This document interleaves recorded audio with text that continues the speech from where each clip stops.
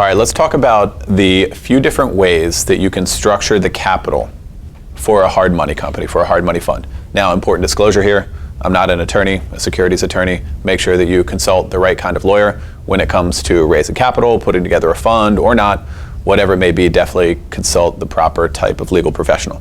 Okay, so the way that we do our capital and the ways that we don't are very specific for a certain reason.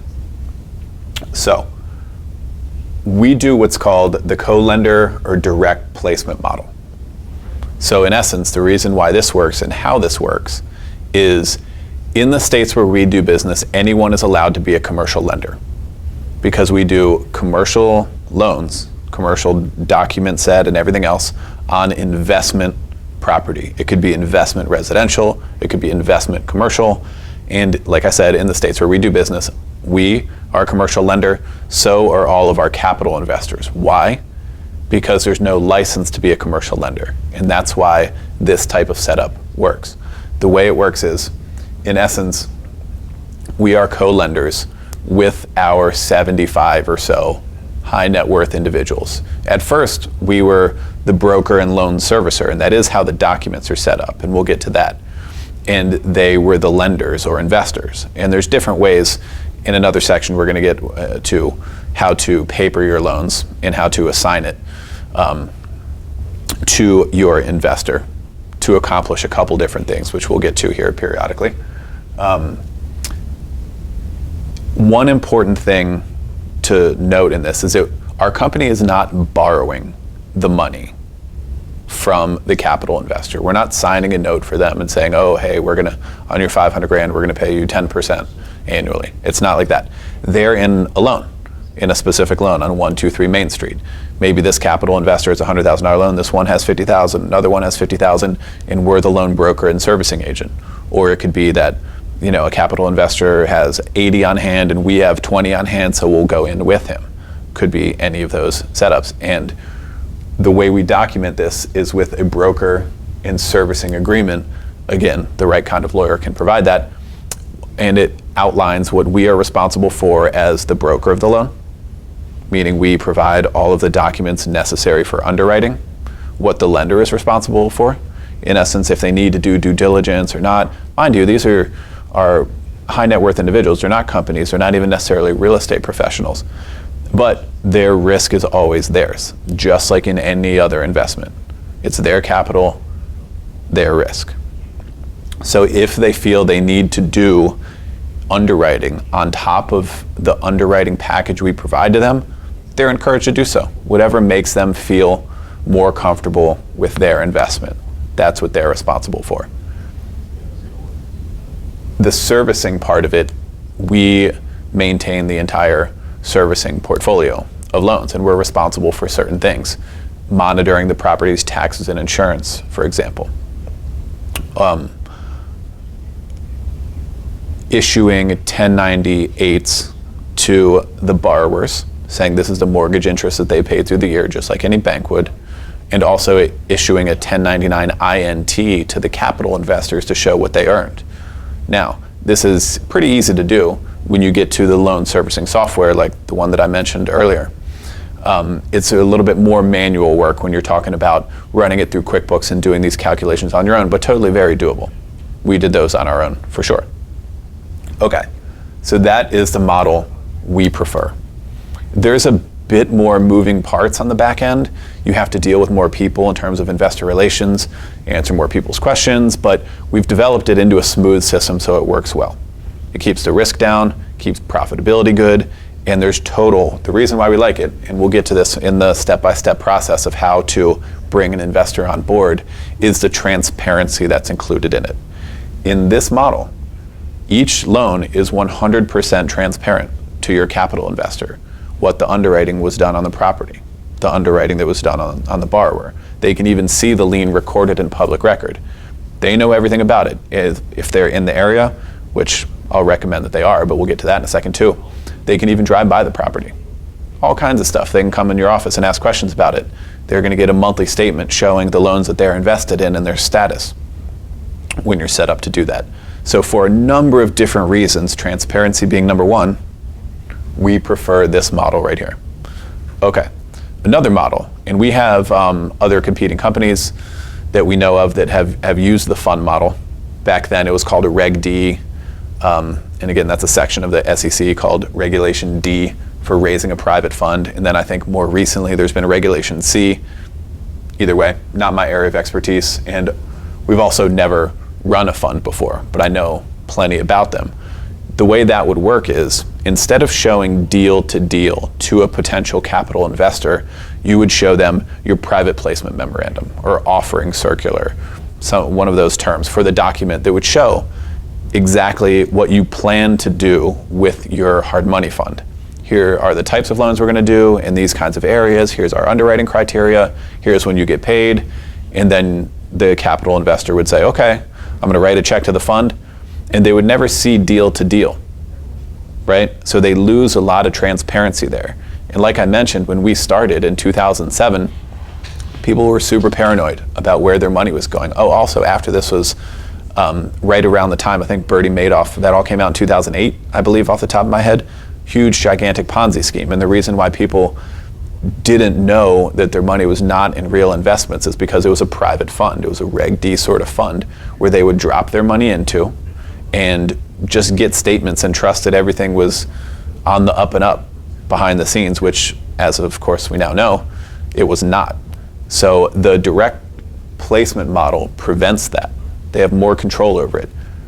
The fund model, a couple issues in it. One of them is a lack of transparency for sure. That's number one. Our investors wouldn't like that, and if they don't like it, then it's not a good setup, in my opinion. In addition to that, it brings up other challenges, like the accounting in this kind of fund model can be more cumbersome, expensive, tough to get done. There's also a lot of legal aspects that go into it. The documents themselves and proper disclosures whenever they have to go, there's just more heavy lifting. I think that, so we're a $30-35 million portfolio. It's cost prohibitive. It doesn't make that much sense to pay for the accounting and legal things required to run a fund at our size. If we were 300 million, I might have a different opinion on that. And to be honest, you would be dealing with another echelon of investor, more sophisticated, that could feel more comfortable in a fund where each transaction was not transparent. That could be. So long story short, we don't like this model either, and that's why. And you might hear about it out there. There's some people who are proponents of that model. I'm not the biggest fan. Okay. So another option of your capital structure is banks or institutions. And these are kind of two different animals, but I kept them in the same category, and I'll break down either one right now. So in the past 3 or 4 years, institutional money, and it could be private equity or hedge fund type money, Wall Street type money, not necessarily banks, has been in the hard money space for the first time ever. Dating back decades and decades, they were never in hard money before for a few different reasons. One, it's because the market has been good. The real estate market has been very strong. It's been a smart place to put money the past few years. Of course, the market's kind of towards the top. In addition, short-term rates that these finance companies can borrow money at from banks have been very, very low. So those two situations have made our little niche attractive. Also, I'd throw in technology too. When these finance companies can get more things done with fewer people and less overhead because of technology, it can make an industry that's not a large one, like hard money, more attractive to a company like that. But we believe that whole situation is temporary. We would not put our eggs in that basket in terms of our own source of capital, and we wouldn't recommend that you do either. Like we've said a few times throughout this training, we believe that this model is best when it's kept to private money, where you control it. You make the rules. You make your own underwriting decisions and decisions on how you manage your capital and your portfolio. And you lose a lot of that when you take money from some larger institutions, big finance companies. Okay, so the bank part of it. So banks as well have really never been in the space of hard money lending, with a couple small exceptions. One is that they will consider buying notes that are already funded, maybe on an 80-20 basis, which we do know a local bank who does that. We've discussed the possibility of it. There's pros and cons to that. Bank money in almost every situation is the cheapest, right? So you could close a loan for $100,000 and sell 80,000 of it to a local bank, and they would pay you off, and their capital in all likelihood will cost less than the capital that you would get from a private investor. Maybe you'd be paying, instead of 10%, you'd be paying 7 or 8. So there is a spread there. You would make some additional money. There's pros and cons to it. That oftentimes, the way we've been explained this part of it, a bank will want to be what they call first out. So your 20% will be the first at risk, and their 80% would be second, if there were some kind of hit to principal. Mind you, there shouldn't be. As long as you underwrite properly, principal should not be lost in this business. But just in case it did, you would take the haircut, or your private investor would, not the bank. So that's a little drawback there.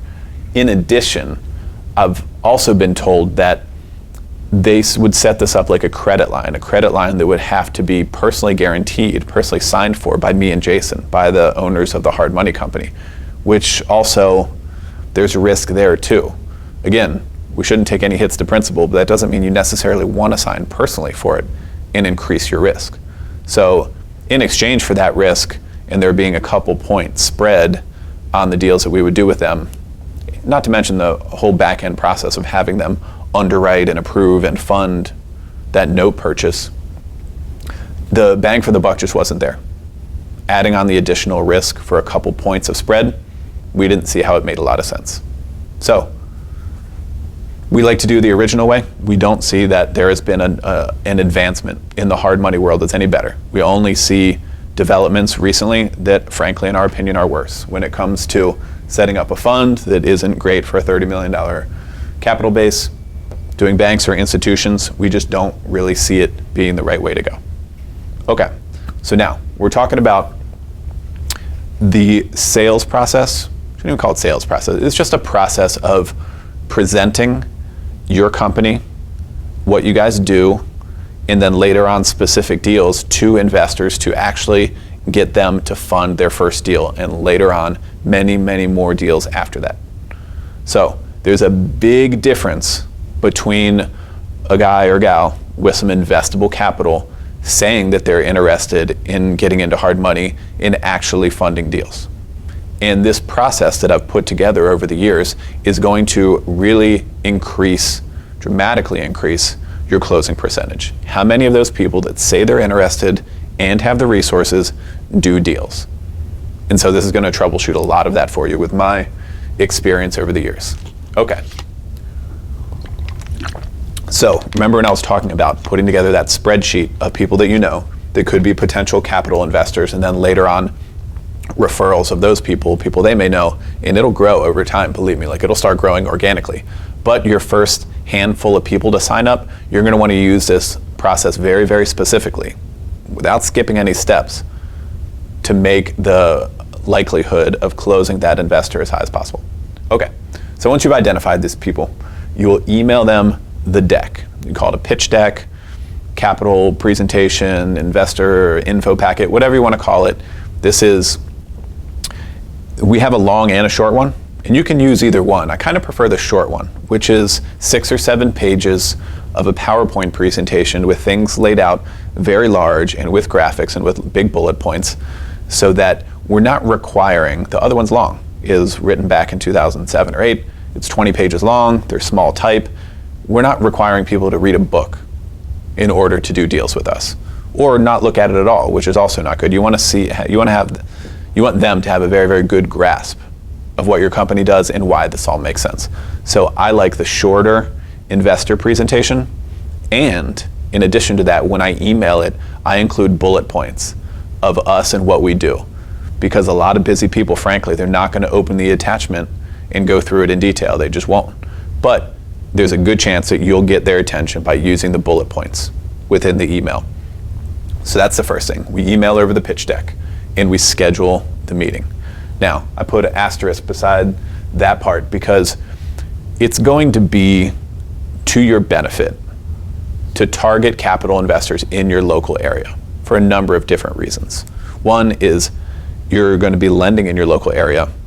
These people who have capital being there too, it's going to make them feel comfortable. You're there, the properties we loan on are there, and so are they, right? They know the area. If you say, oh yeah, it's going to be in Columbia or it's going to be in Northwest DC, like they know these areas, and it'll make them feel more comfortable to put their money into real estate deals there.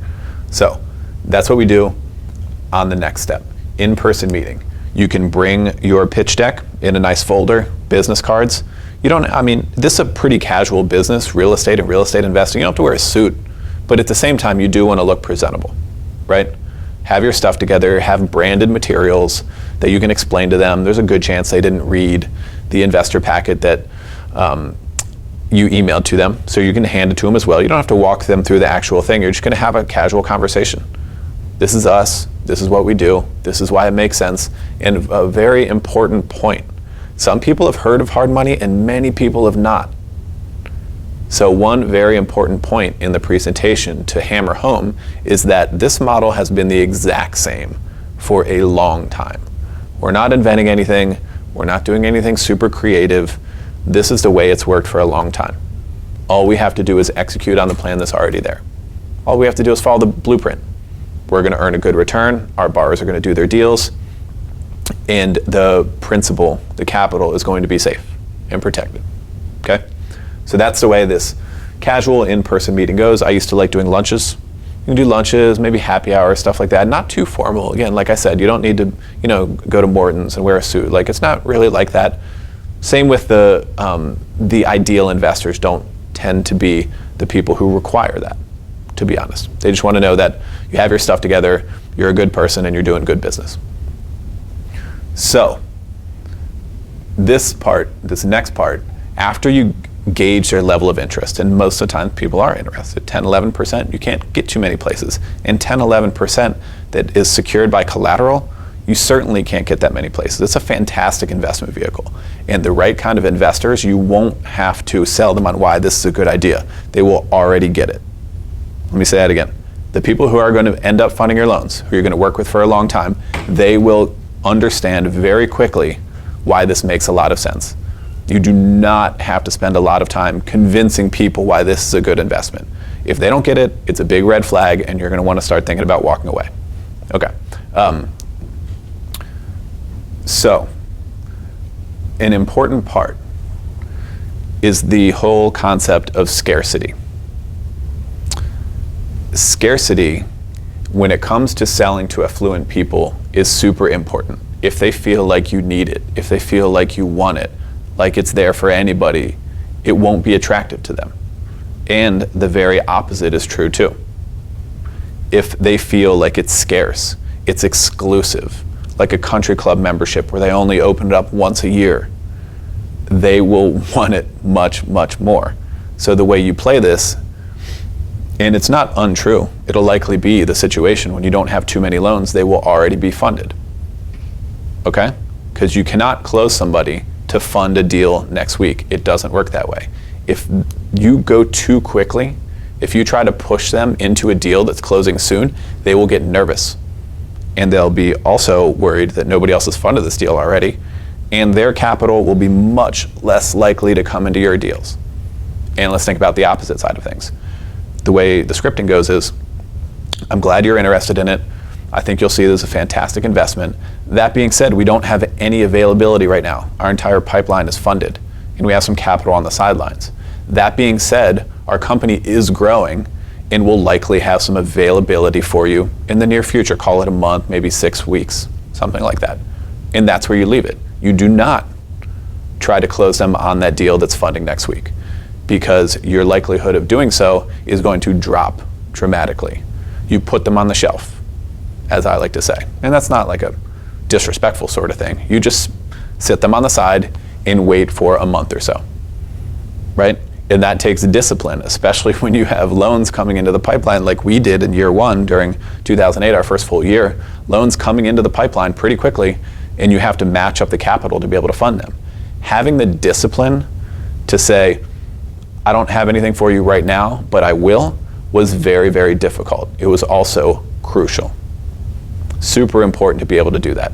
And again, if you're playing the long game, if you're playing this as a career and for a long time, and even, multi-generational business perhaps, you need to have that sort of discipline.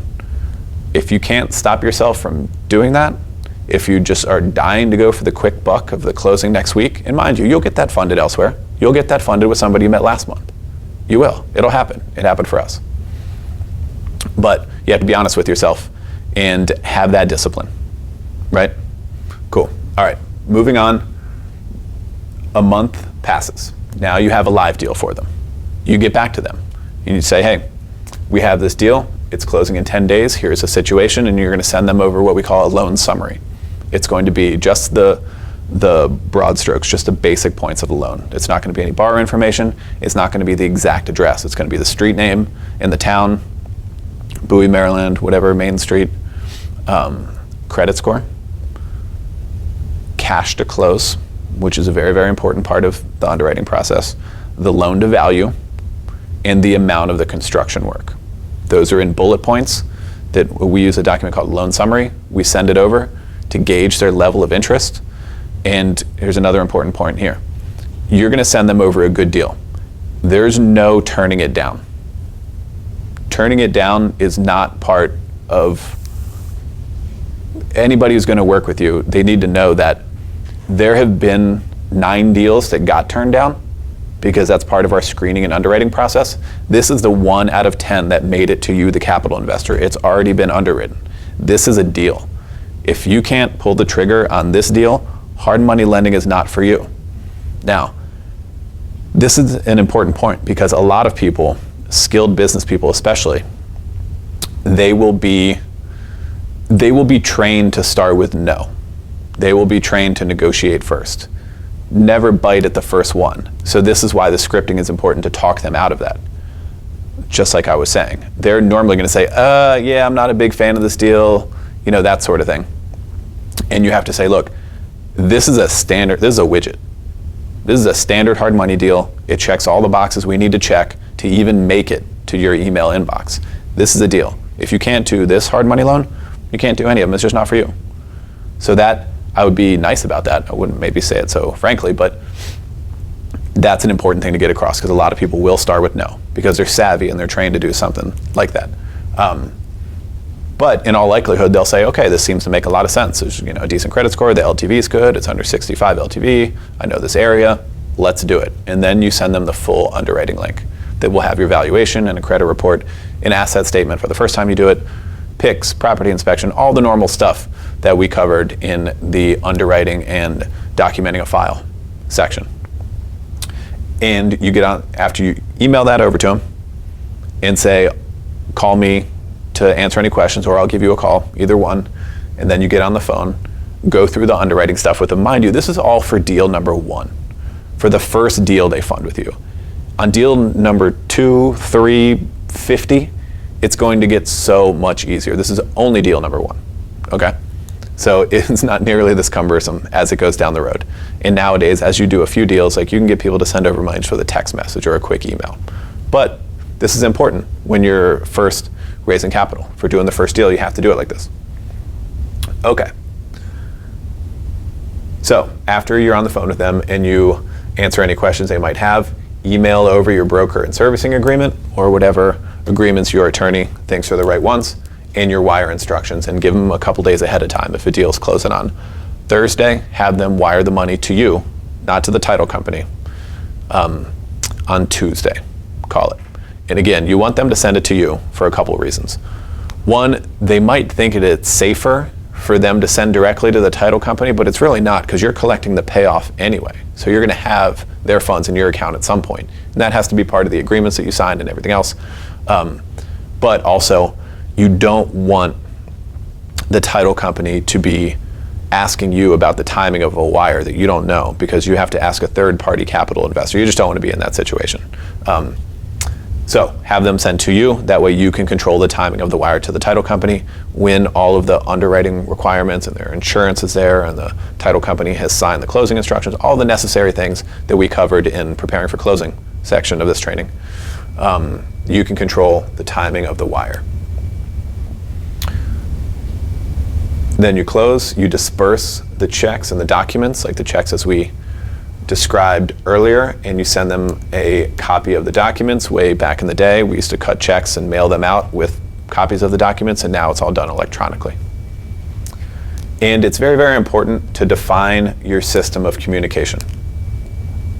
Meaning, when is your investor going to hear from you? A lot of the loans that you're going to be doing are rehab, they're construction deals. Are they going to hear from you during the construction process to see how it's going? The best idea is no, if you plan to do any kind of volume or have a portfolio of a decent size, because that means anytime you do a construction draw, you have to update every investor involved in that loan. And in the vast majority of loans, everything's going just fine. So you don't want to do an update because you're just going to create a ton of work for yourself. So you have a few different investors per loan, then you have X amount per loans. Every time you do a draw, like throughout the week, you have to update all these people. No good. Don't set yourself up for that. The right way to do it is to define the communication system as, you're not going to hear from me if everything is performing and going according to plan. They're doing their construction job, they're making payments, there's no status update, so you don't need one from us. You're going to get your checks every month, and you'll get monthly statements when you're set up for that as well. When they will hear from you is when something goes wrong. If the construction job goes sideways, or it goes way over the time frame, or maybe they missed a payment, right? Anything default related that could pop up, they're going to hear from you. Okay, so very important to define your communication system. Now let's talk about broadcast emails to show the deals that you have available versus you have one person, say, with $100,000 you know is free, and you have a $100,000 loan closing soon. I prefer the exclusivity and like the personal touch of sending this deal to you. I have a guy named Jake, and I know he has some available funds. It's $100K. I'm going to send this to him, say, I saved this one for you. I know that you have X amount on the sideline, and yeah, and then go through your process of explaining it to him and getting him to fund the deal. What I don't like to do, that some of our competitors have done over the years, is what I call phishing. They'll send a broadcast email out with, hey, here's an available deal closing in 2 weeks. First one to get back to me gets to fund it. So there's pros and cons to that. The pros can be you are playing on that, the speed, the timing, the urgency, and exclusivity of, hey, get back to me soon so that you can fund this deal. If you snooze, you lose. If you wait too long, it won't be there anymore. I can see that, but at the same time, to me, it just kind of cheapened the whole thing. It took some of that exclusivity and how special our deals are. It would take that away, in my opinion. It would cheapen it. It would make it seem a little cheesy. You can make your own decision on that. But what I do recommend is after a loan closes, you send out a broadcast email to tell your capital investors, hey, here's the deal that we closed, and give some of the basic points of the deal. Let's stay in touch. We're going to have some more soon. And that's it. Anytime you are sending one to actually get funded, you're doing it on an individual basis. And remember, they can't say no. Keep that positioning of the whole thing. It's very, very important. And also, as you're closing deals, ask for referrals. Our capital grew tremendously around the beginning of our company just by referrals. People referring their business partners, coworkers, friends and family members, and your capital will just go like this. And you can even do it periodically via email. Hey, everything's great. We just closed these deals this month. By the way, we are steadily growing. If you have some more funds you want to put in, or you know someone who would like to do these kinds of deals as well, have them shoot me an email or give me a call, and it'll happen. It'll happen. And then in the future, that will start happening without you even asking for the referral, which is a great position to be in.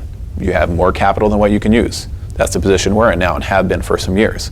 It's, over time, easier for that capital to continue to grow than it is to increase your loan production month over month, year over year. Great position to be in. So if you work this process like it's supposed to be, your chances of closing is going to go way, way, way up.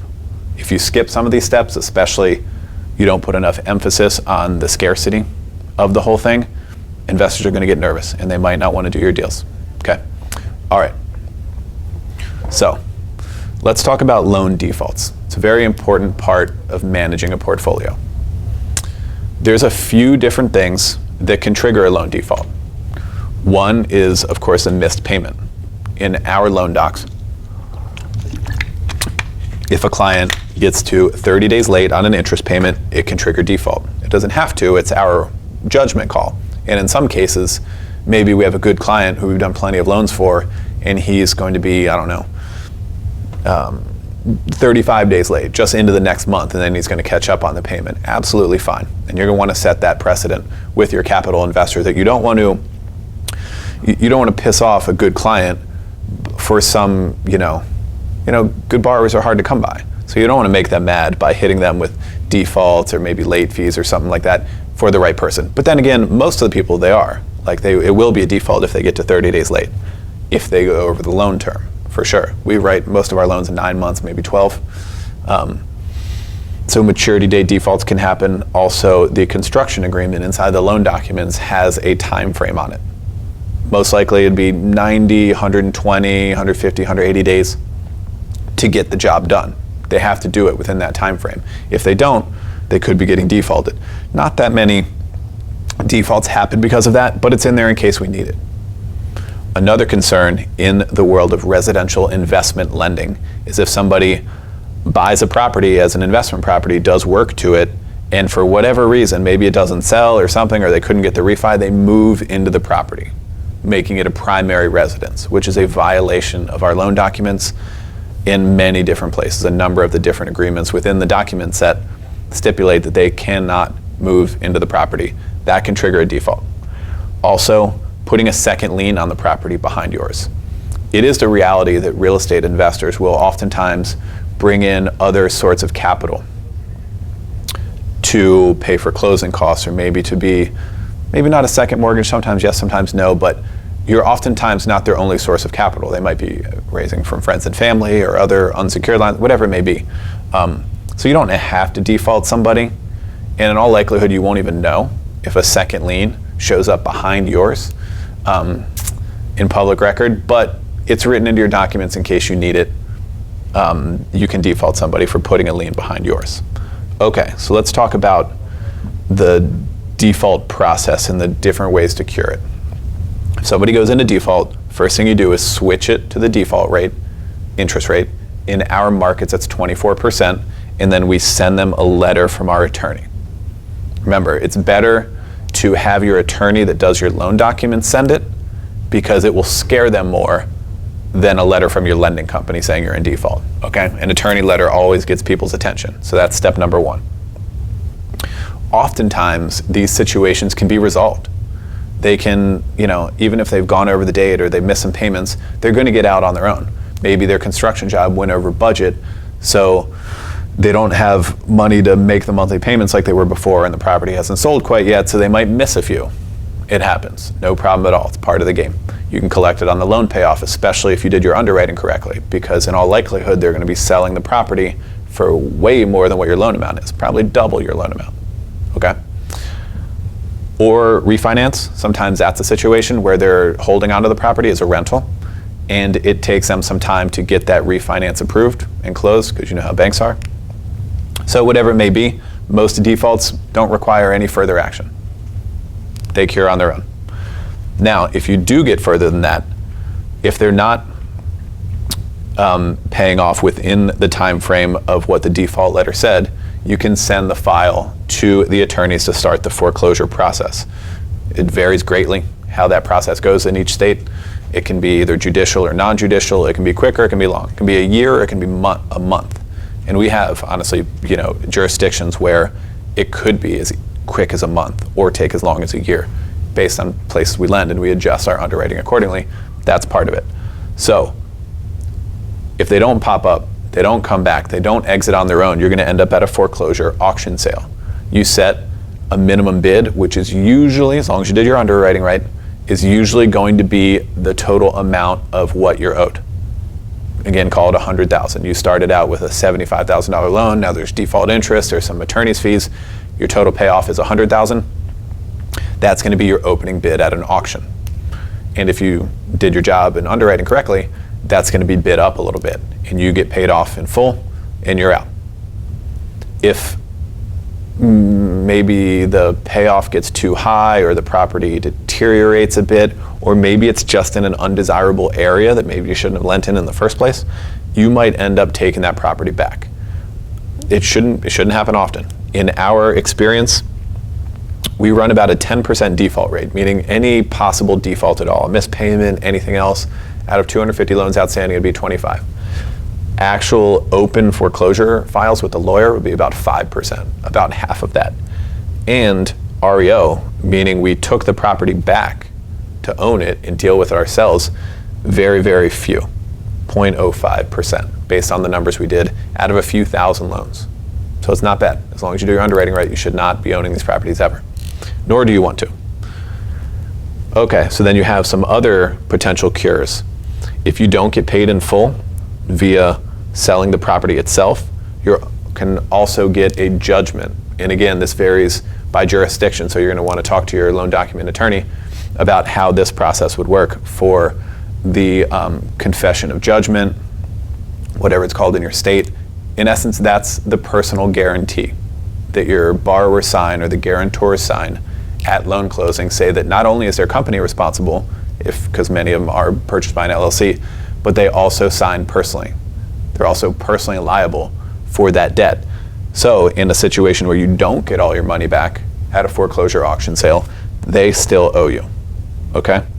So another way to cure a default is you can possibly sell the note, sell your note and what you're owed to someone else. That can happen sometimes when there ends up being a loan behind yours.